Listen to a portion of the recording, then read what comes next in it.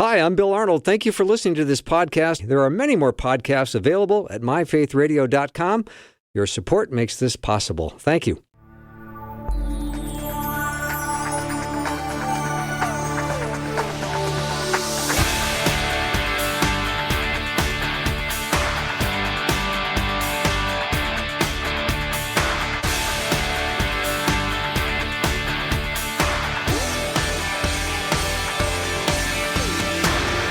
And a warm welcome to the afternoon show. I'm Bill Arnold, and I'm so glad that I'm going to have some time, and we're going to have some time with Dr. Andy Schuttinga today. He's going to bring us some really good principles and tips for having some counseling care with our loved ones. Because, you know, a lot of people come to us, and they're looking for advice or counsel or can you sit and listen to what's on my heart right now? So it is important to know how to do all of the above. And as believers, we want to be available and compassionate and sympathetic, and he's going to help us navigate our way through that. We were in the green room just talking before the start of the show, and he was talking about the difference between pastoral counseling and pastoral care. That was new information to me, so I'm going to learn a lot this hour. He is a psychology professor at North Central University here in the Twin Cities. Andy, nice to have you back. Hey, it's great to be here. Thank you. So a big topic. Everybody does this. This applies to everybody because we all have friends and loved ones that say, hey, can I talk to you about something? Oh, yeah. Which usually makes you do one of two things. I'd love to listen, or you want to run away. Yeah. And we've all talked to that person. Yep. And we've all been that person, right? Where you say, hey, can I talk to you about something? And you can see it on their face like, oh, no, please not me. I do not want to deal with your stuff today. Yeah. And sometimes you get people who say, oh, wow, what's going on? How can I help you? Yeah. And that's a wonderful thing. Well, let's talk about that distinction that you brought up in the green room. Yeah. Pastoral counseling versus pastoral care. I didn't know there was a difference. Yeah, there's actually a pretty significant difference, and I don't think a lot of people know this. Pastoral counseling is quite literally a licensed profession. So a pastoral counselor unless I'm getting this wrong, if somebody knows that I'm wrong, please text in or whatever. But in the state of Minnesota, to be a licensed professional counselor, you have to have a master's degree in counseling. Yes. And there's different clinical programs that teach you how to do pastoral counseling. So you kind of marry spiritual counseling, biblical spiritual counseling with prayer and Bible verses and Bible training alongside your more traditional secular therapy models. Mm-hmm. So if you want to use, for example, like you're having trouble raising your kids and they're really disobedient and you don't know what to do and you want to go see a pastoral counselor, they can help you using behavioral principles that you would find in a secular clinic. If they're licensed. Yeah, if they're licensed. Yeah. And they can also help you with the spiritual component of how do you pray for your kids, how do you pray with your kids, if you have questions about God and purpose and whatnot. They can really help you with that. So pastoral counseling is a really wonderful thing. They're harder to find. There's just fewer pastoral counselors out there. A lot of churches will have them on staff, and there's a lot of pastors out there. I take that back. There are some pastors out there who are pastoral counselors. So they're licensed, but they counsel from a pastoral perspective. Okay. But pastoral care is something that a lot of people can do as a layperson, and a lot of ministers do this, a lot of pastors do this. They're able to offer a certain level of care for people with mental health issues, but they also need to and should have a limit to what kind of care they can offer. So somebody offering pastoral care should not be helping someone deal with, say, an eating disorder or even something like clinical depression. That should be left to professional counselors. And we as lay people, we can, and I'll talk about this today, there's a lot of things that we can do that are really helpful, that help people feel listened to, understood, and heard, and cared for without getting into the deeper clinical treatment of a lot of mental health disorders. So that's the big difference. Mm-hmm. Do you think, Andy, that most people really feel liberated when they feel like they've been understood by somebody? Yes. When somebody says to them, I think I understand what you're going through. Yeah. And they go, oh, thank you. Oh, that's a huge thing. Well, yeah, I mean, but when you feel understood, I think there is a liberation from some of your anxiety. I think there is. There's something very significant about sharing pain and suffering with other people and recognizing that someone else sees that in you is definitely a liberating feeling. Mm-hmm. It gives you a little bit of freedom to also be more honest and more vulnerable. And I think that honesty and vulnerability can begin the process of healing. Now, just being heard and listened to is not enough in many cases, right? You've got to go farther than that to provide help to people, but it's a great first step. And when someone genuinely believes you're listening to me and you care for me, that can do wonders for the soul and can offer encouragement in sometimes some really surprising ways that are also very powerful. Yeah. No, we're not dissing at all, because I think there's been tons of people listening right now that have been to their church to get some counseling from a pastor. Yeah. And the pastor did a wonderful job helping them. You bet. But there is a distinction, and I don't think we're splitting hairs, when you are giving pastoral counseling. If you are a licensed person, you have a broader range from which to discuss. Yes. I don't know if I'm saying that well. You have a much larger toolkit. That's better. I think that's a good way to look at it. Let me back up, Andy. Yeah, go ahead. You have a much larger toolkit. Yes. I see what you did there. Yeah. Very clever. I'm taking credit for that. Yeah, that was great, Bill. Well, I couldn't get the thought right, and then I got it right because you helped, and then I thought, I'll say it again. Well, it's in my toolkit. Yeah. But it's true. And, let's go back to the parenting example. A lot of pastors have been very successful parents, I'm sure. But some have not, and some have maybe struggled with raising their own kids because they didn't have the tools in their kit, the behavioral techniques, learning how to use, timeouts effectively, learning how to use a token economy to reward your kids for the good behaviors that they do when they're little. There's lots of training techniques that you can teach people. But a licensed therapist can help you with that at a much deeper level. They'll have more tools at their disposal. And a spiritual counselor can help you with those spiritual questions that you might have. And if you can put those two together in the same room, that can be really, really valuable for people. Mm-hmm. But not everybody has that. And not everybody has that kind of training, because you need a master's degree before you can be a licensed therapist in, I believe, every state. I think every state in the country now, to be a licensed mental health counselor, you need a master's degree and a couple thousand hours of supervised practice. So it's not something that you can just show up and do, nor is it something that you should just show up and do. And that's why I've been saying this for years. I think, and churches out there, if you're listening to this, think about budgeting for a full-time therapist in your church. That would be an incredible gift to your congregation, to have somebody on staff who maybe doesn't necessarily go to your church, but can provide license level counseling for people who do go to your church.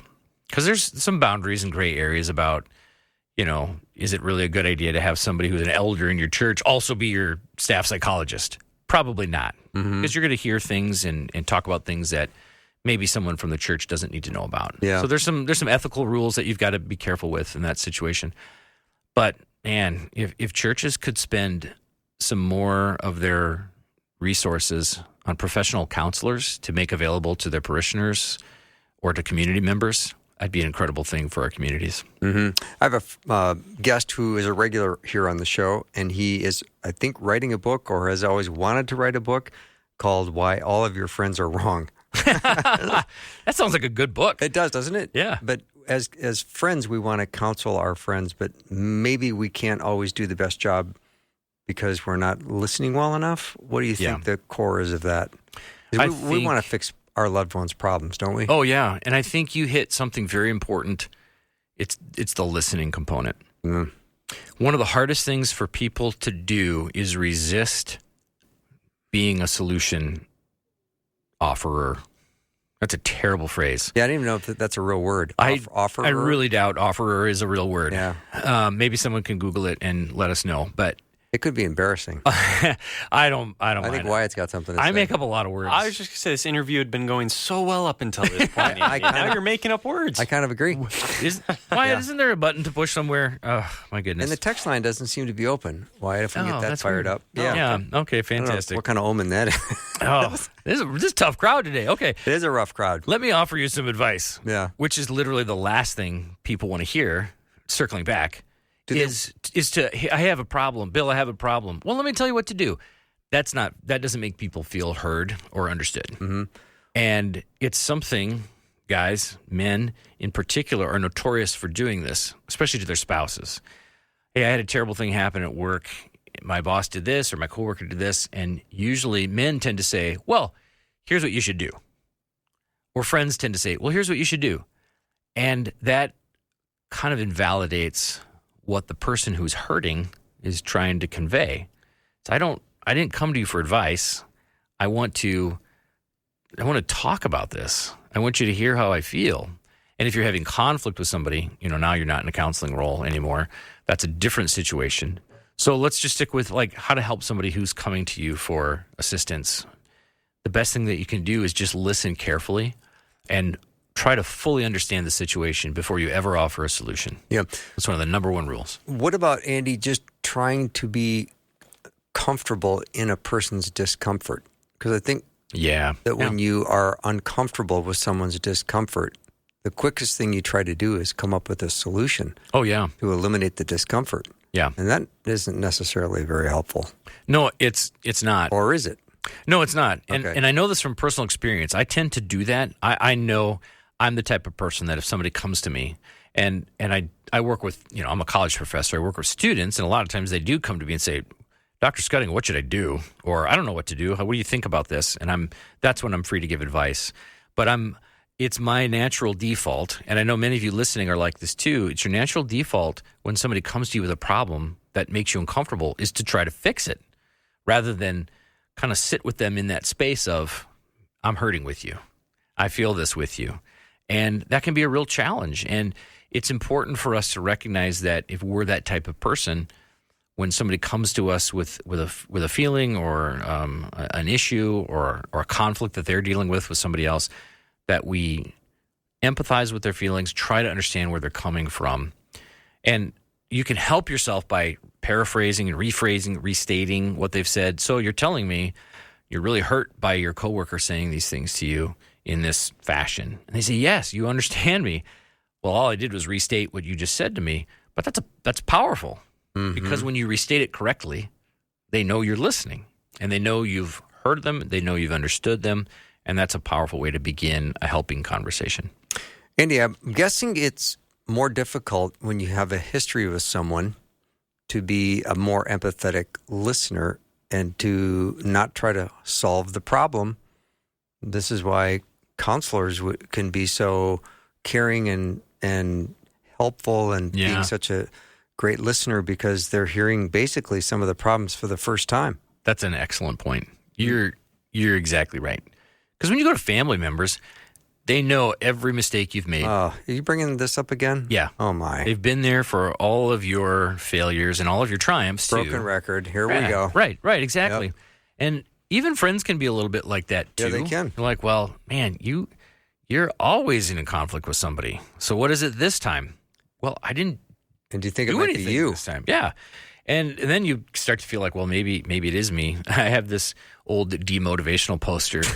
You remember those old motivational posters? Yeah. Well, I have some demotivational posters that say the only consistent problem in all of your relationships is you. Right.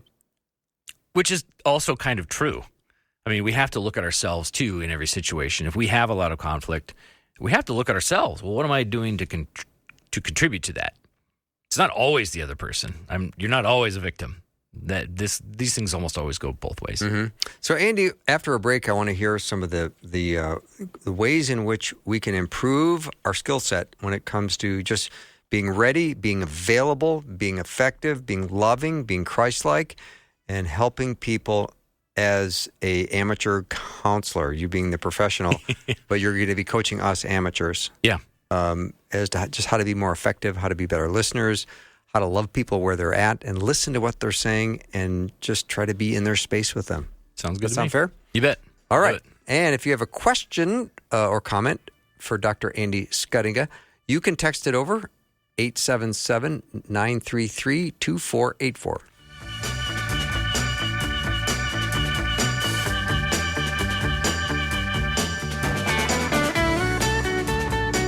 Hi, podcast listener. I'm Bill Arnold, and my theme song says, "What's for dinner?" And like when I'm grilling, I'm paying really close attention. And I know that ideal second to get the food off the grill. Like all good and ideal timings in life, right now would be an ideal time to be a cheerful giver to Faith Radio. Give now to support this podcast so that more people in more places might come to saving faith in Jesus and grow in their relationship and become a fully devoted follower. Click the link in the show notes or give now at myfaithradio.com. Dr. Andy Schuttinga is my guest. He's a psychology professor, so he teaches psychology at North Central University here in the Twin Cities. And he's going to give us a little bit of encouragement, some pointers, some godly counsel as to how to be a better listener, a better amateur counselor or caregiver to people who come to us who want advice or counseling, or we're not qualified to do it, but we're the body of Christ, so let's do it. Yeah. Let's do it as best we can. I think everybody is qualified to be a good listener. Amen. And a comforter and an encourager. I think You don't need a degree of any kind to be able to tell somebody, hey, man, I'm here for you. Mm-hmm. Or I don't know what women call each other. You know, we can say like, hey, man, hey, brother, hey, dude. Yeah. But women have different terms for that, and I can't really think of what they are. But we can say to our friend, hey, you know what? It's going to be okay. You're going to get through this. I'm here for you. Or I know what that feels like. That's building rapport. That's a basic counseling skill, is building rapport with somebody you're listening to and saying, we're in this together. I want to help you, and I can help you to a certain degree. And we can talk about the limits of that later on. That seems like a commitment of some kind. Sure, it is. You're going to be okay. That may not be true. Yeah. I'm here for you. That may or may not be possible. Yeah. So, but I love the direction you're going. You have to be genuine with these things if you're going to say them. And that's the key. And, you know, there's Minnesota Nice, which is, yeah, we'll have you over for a fire sometime. Yeah. Which means probably not. But I have to say it. Is it Minnesota Nice or Minnesota Passive Aggressive? No, I think they're both the same thing. Okay. We just call them to strangers the nicer one, which is Minnesota Nice, right? But I don't know if that's true anymore, the Minnesota Nice thing. I think that's worn out. I'm not a Minnesota native, so I'm really hesitant to weigh in on that issue. Are you out east? You Pennsylvania? No. Where? No, I've lived in Arizona, Seattle, Iowa, Indonesia. I think that's it. Okay. That's a lot. Chicago. Right. Okay. Let's get back to the skill sets because I want them. I want the skill set. So one of the number one basic counseling skills, and again, these are not clinical things. These are things that anybody can do. Number one is attending, which is attending, full eye contact, body positioning, which we can talk a lot more in detail about, and just making sure the person you're talking with knows you're 100% in. So attending also means if you're going to have a serious conversation with somebody who's dealing with an issue or maybe even a mental health issue, one of the best things you can do is take out your phone and make not a big show of it, but make a show and say, I'm turning this off. I have, if you're in the middle of a work day, you may not be able to do that, but you probably can. Mm-hmm. And you say, I'm showing you, I want you to know, I'm turning my phone off to do not disturb for a half an hour. Let's talk. That's so powerful to people because how many times have you been in a conversation, the phone rings, they get a text, they're like, oh, I got to check this. They may not answer it, but they look at it. Right. And that's almost as bad. Yeah, because you're in the middle of telling them something hard. Yeah. Or you're sharing your feelings, and that can be really a downer. You need to get that? Yeah, right? You need to get that? Yeah. Yeah, oh, yeah, I do. Thanks. Yeah. Hold on a second. Yeah. Now, obviously, you also want to be able to put yourself in a position where you can do that. If you're like in the middle of a very busy workday, it's maybe not the best idea to have a conversation with somebody. Hey, tell me how you're feeling. Oh, but I do have a work call coming in. Mm-hmm. So maybe that's where you say, I really care about you and I care about how you're feeling. Can we schedule a time there you go. Where I can dedicate myself create a space to you? And there's nothing wrong with that. In fact, I think that's so much better than just dealing with somebody in the moment. Like I was talking to the group of pastors yesterday, and I told them, if you're ever after church and someone comes up to you in the Well, I didn't say narthex, but because nobody has those anymore. But if you're in the fellowship hall and somebody comes to you as a pastor and says, I really need to talk to you, that is not the time to talk to them. And it's perfectly acceptable to say, I want to give you my full attention. Let's schedule something where we can meet and we can talk together. People are willing to wait for you when you can genuinely give them your full attention. So another thing you can do, like I said earlier, is building rapport, saying, I know what that's like. But if you don't know what it's like, don't say that. I agree. Because now you're not being genuine. Never pretend to empathize with something that you don't understand.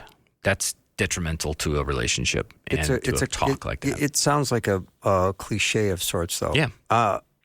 Unless you really understand. Right. Yeah, you don't want to tell somebody, you can say that sounds hard, because that's probably true. Mm-hmm. But if you say, oh, yeah, I know what you mean. And not make it about you. No. Just make it about them when they're telling you about something difficult.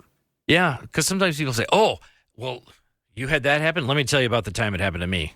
Well, I didn't come here for your story. They're showing up with their pain. Listen to their pain. I came here to tell you something that's hurtful to me. I don't need to know your example. Right. Even though people think that's being empathic. They do. It's kind of not. I kind of agree, Andy. Yeah, it's not super helpful. Yeah. Another thing you can do, here's another really helpful tip, is ask open-ended questions. Don't ask yes or no questions. Ask open-ended questions. How did that make you feel? How did you react to that? What do you think you're going to do about it next time? You allow the person you're talking with to expound on their answer and think about it when you ask an open-ended question. Those are really helpful. And the opposite of that is to avoid why questions. Why did you do that? That immediately makes people feel defensive. So, Bill, why did you answer them that way? Well, because. And then you fold the arms, and then you immediately know, I've just put my person on defense. Because as soon as you fold your arms, that's a defensive position. We can talk about the body positioning in a little bit. But that's one thing you never want to do is ask why questions, because that doesn't feel good. It doesn't open the door for conversation. It opens the door for a defense. But you might have a history with that person, so that's why you're going to ask the why question. Right. Why'd you do that? Yeah. I have a history with you. Exactly. You've done this before. Why'd you do it again? Yeah. Well, see, even my response was, you're getting defensive. Right. Well, wait a minute. Why? And now it's an adversarial conversation instead of a helpful one. Mm-hmm. And the person you're trying to help feels like you're against them already. And that's not going to help you out in this type of situation. Andy Schuttinga is my guest. Let's jump to a question, Andy, from that showed up on the text line. When being there for someone, is there ever a point when it is okay to pivot from listening to speaking life-giving truth encouragement and perhaps tactfully giving advice? If so, how do you identify that point? For example, if someone has been through a hard loss but have been carrying that loss with them for decades, is it ever appropriate to say, in the kindest way possible, it's time to move forward, friend. Let me help you look ahead instead of down? Yes. Decades, absolutely. 2 weeks. I should have this person on the show. 2 weeks, no. Right? Because that's too soon. But when somebody's been dealing with something for that long, I find this is a very, very gray and I think this is an area that requires a lot of discernment and wisdom. Because there are many people in this world, bless their hearts, who love to give helpful advice. They believe that they have good advice to offer, and they maybe do, but they're so quick to offer it instead of letting someone talk through their issues. I believe this fully. Most people, when you give them the opportunity, will often land at a spot that they know inside their heart, inside their mind, that they need to land. And that's what talk therapy is about. You help them get to a point where they kind of own the answer, and they've often had it all along. And what so many people are so quick to do is just to tell them, well, if they just have somebody tell them, they'll understand and they'll do better. Or if they just would listen to me. And so I get what the listener is getting at. I think it's a very fine line. I think you can really step across that line in harsh ways unintentionally by offering advice too soon. Mm-hmm. But when it's been something like that someone's been dealing with for a long time, you have to pray for wisdom and discernment that now is the right time to say something gently and kindly. I can see it both ways for sure. Mm-hmm. Mourning is one thing, and people get to mourn on whatever schedule they want. Yeah. Right? Yeah. But if there's a complete debilitizing element to that mourning, that's probably not good. No, it's not. Yeah. And we can hang on to grief for a long time. Yeah, I was approached by someone recently who's dealing with a very difficult situation. And it only happened very recently. And I told this person it's really important that the people that you're leading and that you're surrounded by understand that there's a lot of different ways to process grief. And none of them are right and none of them are wrong. Mm-hmm. There's just a lot of different ways. And people will handle this in different ways, particularly in the first few weeks, few months even, after this tragedy has happened. Mm-hmm. And you need to let people grieve in their own way, as long as they're not making it super difficult on everyone else around them. Then you may need to step in and say, hey, you can't keep doing these things because now you're hurting other people around you and you're making it harder for other people to grieve as well. Mm-hmm. It's a very fine line, and we really have to pray for discernment and wisdom from the Holy Spirit. Amen. To let us know, is this a time to offer advice, or is this a time where I need to bite my tongue and understand that advice giving is not often as helpful as what people like to think it is? Andy, another comment. Women speak to each other using our first names. Hearing someone else speak my name is so affirming. Yeah. You were talking about that's really nice. I'm bro, glad to hear dude, that kind of thing. Yeah. And that's maybe a tendency men might have, but women find just hearing their name is so affirming. Yeah, I like that a lot. I do too. Thanks for sharing that. Thank you very much, Esther. That's wonderful. It is great, and women do tend to be. Women are, on average, research has shown this quite clearly. Women are more in tune with their feelings, and they tend to be much more comfortable talking and sharing their feelings.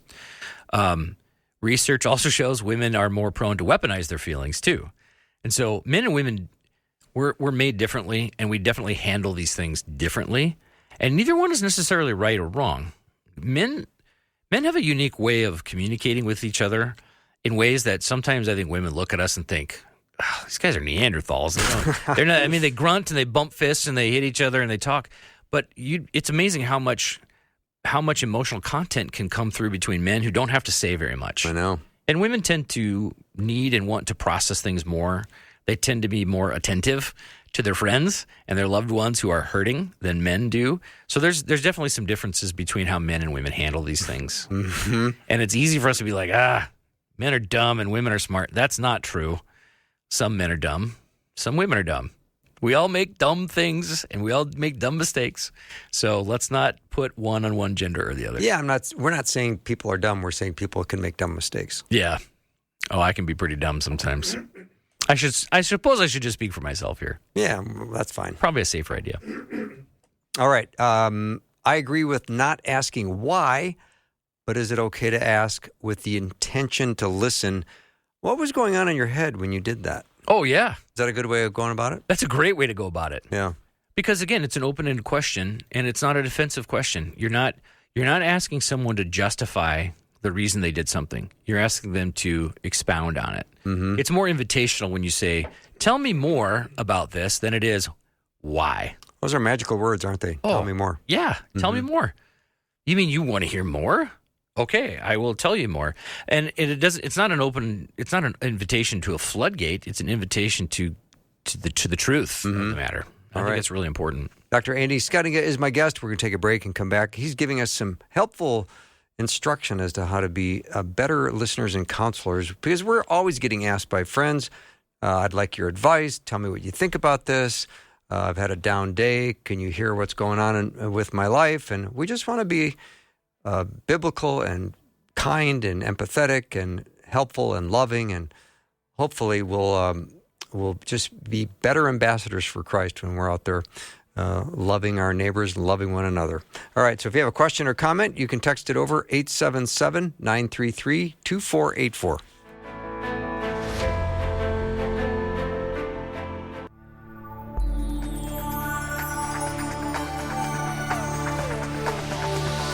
It's the afternoon show with Bill Arnold.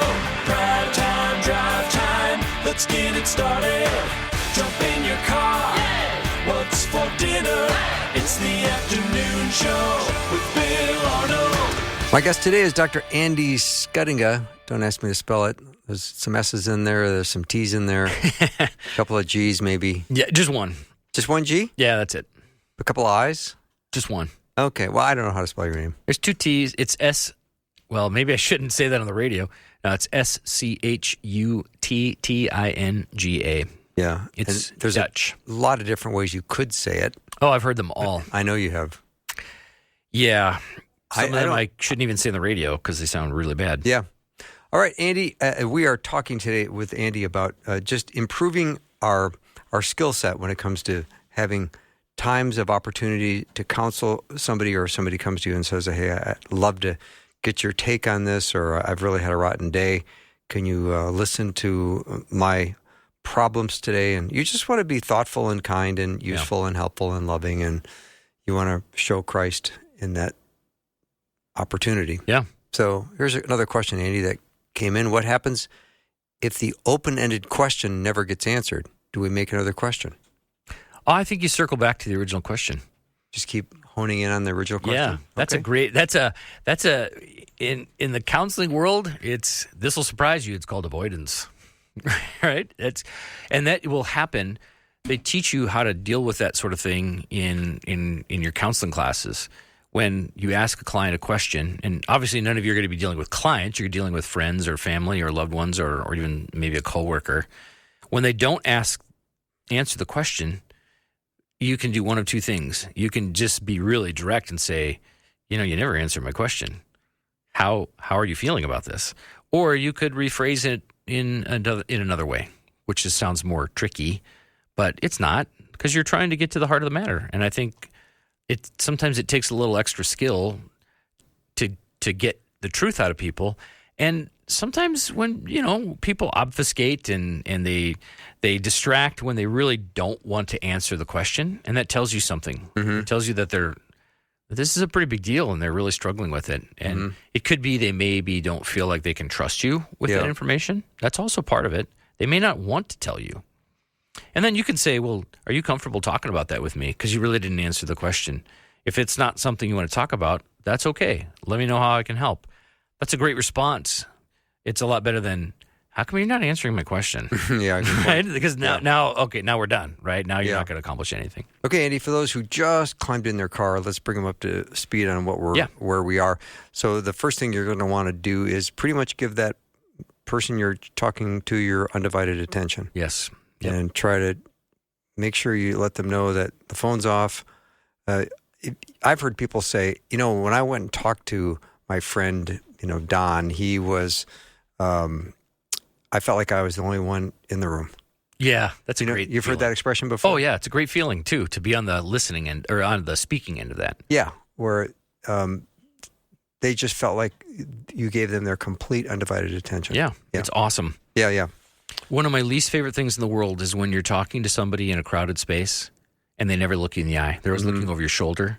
They're looking around For someone more else, interesting to talk for to. someone more interesting, or someone more important Yes. in their mind. Exactly. And that's like one of the cardinal sins of listening to people is looking. Now, if you're meeting with somebody one-on-one, that's different. But even if you say, hey, let's have coffee together. Let's meet at a name brand coffee shop. And you go there and you're looking at the people in line, you're looking at the people coming to the door. They're immediately going to feel like you're really not here listening to me. Mm-hmm. I don't recommend you go have difficult conversations in crowded spaces. Yeah, I agree. You want to have coffee? Let's get coffee, and then let's go somewhere quiet. Sure. Yeah. Especially if you realize you're easily distracted. Yep. That's a good self-awareness. Okay. What else? Building rapport. Building rapport. Mm-hmm. Hey, I understand how you feel. I know what that's like, or I understand. I've been there. We're in this together. Thank you for trusting me with this information. Oh, that's a good one. Yeah, absolutely. Yeah. Are you good with me praying about your situation? Yes. Can I do it right now just to get things started? Yeah, absolutely.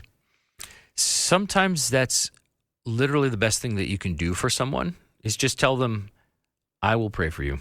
But how about right now? How about, can I pray right now? Oh, yeah. As we're having this conversation, just to make sure the Holy Spirit enters it and we can continue to talk. Yeah, that's a really great thing. Okay. Yeah. Yeah. It's always good to pray in the moment. I agree. There's never a bad time for that. And that's another thing, going back to where we very started with, that's what pastoral counseling is about, is reaching people on a spiritual level too. You might start every counseling session with a pastoral counselor with prayer. And you don't just pray for your problem, you pray for discernment and wisdom, and you pray for open minds and open hearts while we're talking together. Yeah. Those are good things to pray for. And even if you're, secular therapist, or, if you're a counselor who's a Christian, but you're not doing Christian counseling, you can pray for your clients before they get there, because not all of your clients are going to be believers or share your faith. And it's actually inappropriate to do so if you are. You can't use therapy as an evangelism tool. Right. That's a big ethical dilemma. Yeah. That's an ethical problem. It's not a conversion tactic. Yes, I agree. You're taking advantage of people. And so actually that's something to think about too here is, what's the line between like sharing Jesus and caring for people in a counseling way? Well, if you're not a therapist, that's different. And so you might be able to use some of these basic counseling skills with people who are in need, who are in, like mental anguish, who are in mental need. I think it's okay then to say, hey, do you have a faith life? Do you believe in God at all? Because I do, and I will pray for you, as if that's okay. That's a great entry into a conversation about who Jesus is and how much God loves us. And you're not breaking any kind of ethical rules because you don't have any, because you're not a therapist. So there's some pros and cons here to being able to do some level of lay counseling with people that you care about, and evangelism. You can wrap those into the same thing. Yeah, I sometimes put it back on me where I'll say, I'm a praying person. I do that all the time. Is this something that I could be praying for you for? Yeah. And you'll get an answer pretty quickly. Oh, yeah. Very quickly. Like, oh, no, that's okay. Yeah. Or, wow, that'd be awesome. Yeah, right. Then you got more conversation ahead. You bet. Yeah. Absolutely. All right, Andy Schuttinga, what's next? And we're still summarizing here, right? No, I think we're done. Okay, we're ready to move on to the next point. Okay, so you always want to stay focused on what the person is talking about. And by that, I mean stay away from tangents and stay away from, I alluded to this earlier, stay away from telling your own stories. There's nothing worse than, well, no, that's not true. There are worse things. It's bad when you're telling somebody, here's my dilemma, here's my situation, and they say, oh, yeah, let me tell you about the time I had that. And invariably, it's either way worse or not as bad. Like, I cut the tip of my finger off. Oh, well, I cut my whole hand off, and they put it back, right? There's the one-up storyteller. Yeah. That's not helpful in this situation. No, I agree. So you want to avoid that. Another thing you can do is called immediacy, which is when you tell the person you're talking to, you share how you feel about it, but only in terms of, wow, that's so hard. I feel for you. Or that breaks my heart to hear you say that. Or I'm sad for you. And by sharing your immediate feeling with them, that's another way of empathizing and showing I really care for you. That's so hard. Hey, my grandma just died. I feel so sorry for you. I know what that feels like. I lost my grandmother too. And then you leave it at that and you go back to them. You go back to their feelings and their thoughts. And that's another way of somebody saying, you get me. You get it. And you don't have to expound upon it. It's just a quick notice that says, I know what you're going through. And that can be really helpful. Now, here's one of the very hardest things of all. Silence. And just now we can't do that on the radio for very long because they'll change the channel. But silence is an important tool in your listening toolkit. When you feel like, man, I feel like I should say something, just don't. Because if you don't have anything to say, don't fill space. Right. That could be a cue just to let whatever the person said just kind of marinate in your mind and in their mind. And 9 times out of 10, the person will continue to talk. I remember my grad school teacher, Joanne Brandt, the late Joanne Brandt. She was a great professor, and she was a big proponent of utilizing silence in counseling sessions. She would hammer that home to us all the time, whether you're doing marriage counseling or whether you're doing individual or even a full family. Sometimes it's best just to keep your mouth closed and let the moment take care of itself. Interesting. And let the person, they might be thinking of what to say next. You don't have to pull it out of them. Just give them a chance. Now, if you're silent for 4 minutes, okay, it's probably time to say something. Mm-hmm. And if they're looking to you like, are you going to say something? Then have something ready to say. But be slow to speak and anxious to listen. Those are really that's great advice that I've been given, and it's hard though. It's hard to be silent. Yeah, I think one of the things I try to think about is, have they completed their thought? Are they done on this train that they're on right now? Have they come to a conclusion? Yes, you're exactly right. When I know the coast is clear and they've completed their thought, I think it's then okay to interject or to say something sympathetic, or or even say, did you have anything more you wanted to add to that? Yeah. Or I feel like there's more you want to tell me. That's a great one too. Or there's, even if you're really into a situation, you can even say things like, I feel like there's more that you want to tell me. And they might say, no, that's it. That's the whole thing. You don't want to push people. You want to gently draw things out. Mm-hmm. That's most effective. All right, we'll take a very short break and be back with Dr. Andy Schuttinga. We're talking today about just improving our awareness when we're having conversations with people that are looking for some care, counseling, advice, and we're just people that like or love that person. We're not trained counselors, so we're just trying to figure out the best way to have the best amount of tools in the toolkit so we can be as helpful as possible. If you have a question or comment, 877-933-2484.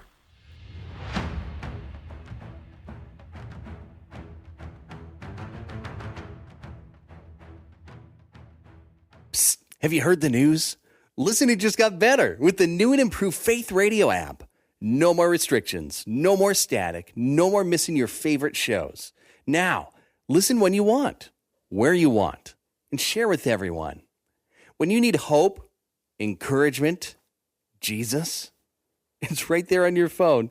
Text the word app to 877-933-2484 and follow the link or search Faith Radio Network in your app store. I'm back with Dr. Andy Schuttinga, and Andy, we talked throughout the whole break, so I didn't technically get a break. So I need a break right now. I'll be done in 10 minutes, so that doesn't bother me. That's true. But when we were chatting about ways in which we can be helpful, and we have a tendency at times to say things like, well, if there's anything I can do for you, let me know. Sometimes it's helpful just to suit up and show up and do something. Right. So anyway. That's a great point. And it can be more helpful. I think you're right. It's almost like you put a burden on somebody to choose an adventure. Yeah, well, let me read the question that came in. Yeah, go ahead. I've heard mixed advice on this. When my friends are having a rough time, I like to ask, what do you need from me right now? Yeah. However, I've heard that this question actually places an additional burden on the person since it gives them extra work to do. Any thoughts? Yeah, I think my reaction to that is it probably depends a lot on the relationship. If you're a good friend, you probably already know what they need. Yeah, good point. You probably know it. So you probably don't need to ask. You can probably just do something for them. We were talking about like when somebody, like loses a loved one and you say, how did you phrase it, Bill? Or if there's anything I can do, let me know. Yeah, right. Well, a lot of people, like you said, aren't going to take you up on that. They have a hard time asking for help. They maybe don't know you super well. Yep. And so it can be you wanting to be helpful. Maybe take that choice out of the grieving person's hand or the person dealing with a situation, and figure out through other means what they might need. At the same time, I also understand if you don't know somebody super well and you want to help, You can tell them, I want to help you. Here are some things that I could do. I can make you a meal. I could do these things. Would that be okay? Mm-hmm. Or That's helpful. you can, like you said, you can just go do it. It's a really interesting question.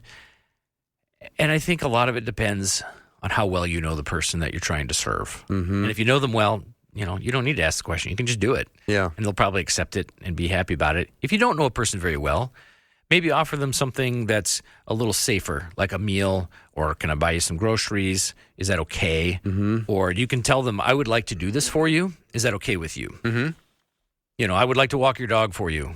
Well, I want to walk my own dog. So Sure. that gives them the chance to say, oh, that's okay. We don't need help with that. Yeah, that's therapeutic for me. Yeah, right, exactly. But one thing I would like you to do is, retar my driveway.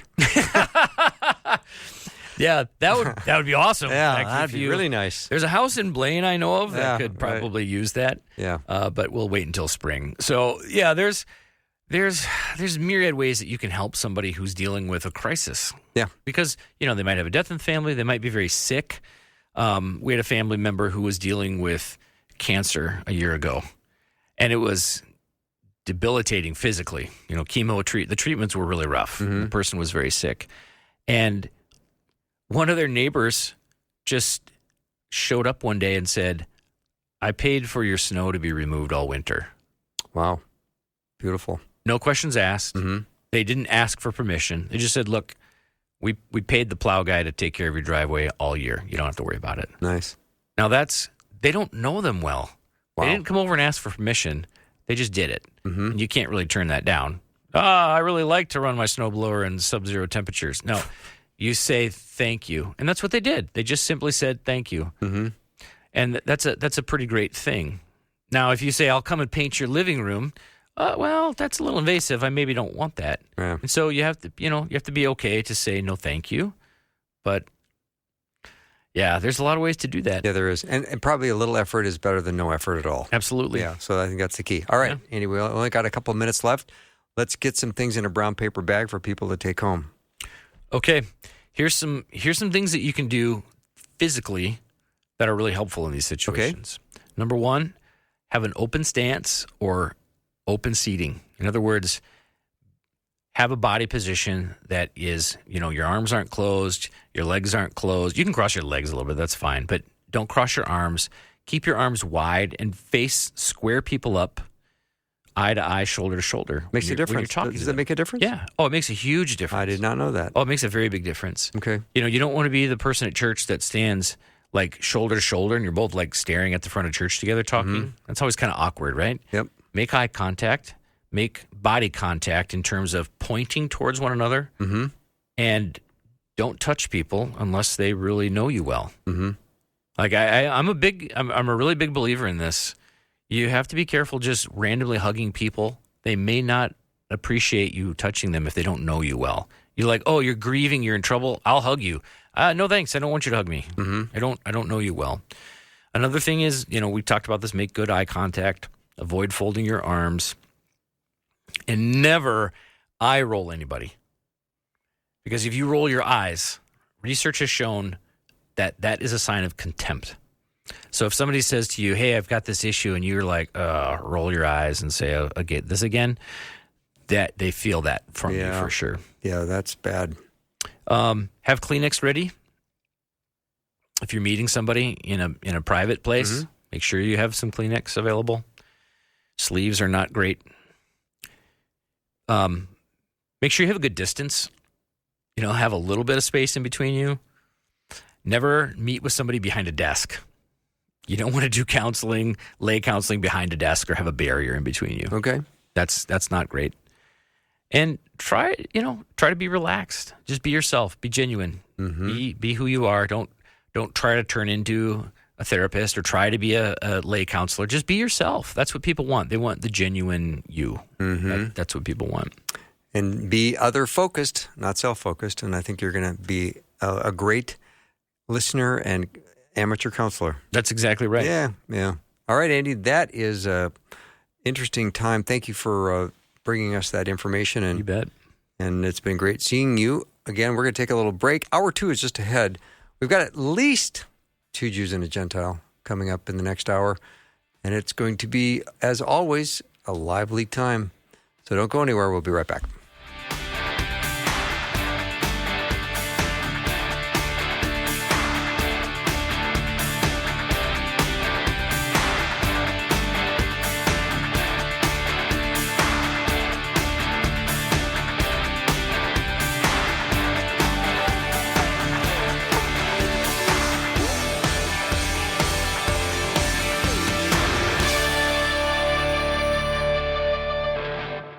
Thanks for listening. Programming like this is made available through your support. Information available at myfaithradio.com.